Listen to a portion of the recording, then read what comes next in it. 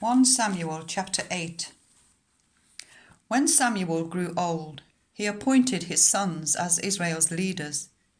The name of his firstborn was Joel, and the name of his second was Abijah, and they served at Beersheba. But his sons did not follow his ways. They turned aside after dishonest gain, and accepted bribes and perverted justice. So all the leaders of Israel gathered together and came to Samuel at Ramah. They said to him, "You are old, and your sons do not follow your ways.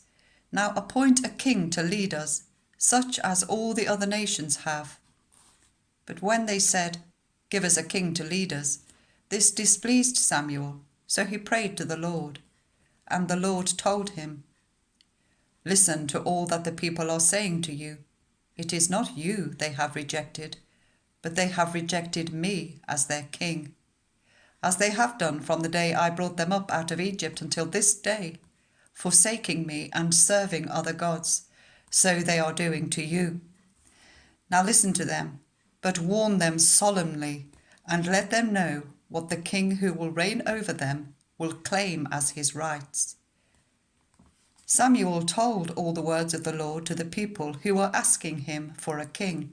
He said, "This is what the king who will reign over you will claim as his rights.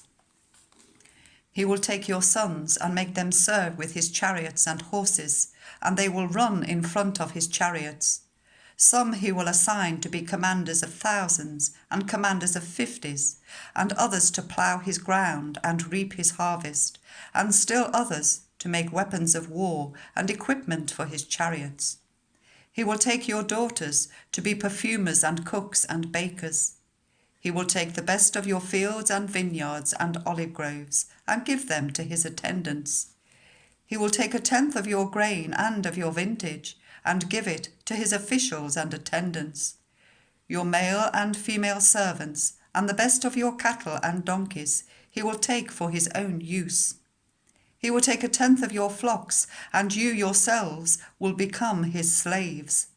When that day comes, you will cry out for relief from the king you have chosen, but the Lord will not answer you in that day." But the people refused to listen to Samuel. "No," they said, "we want a king over us.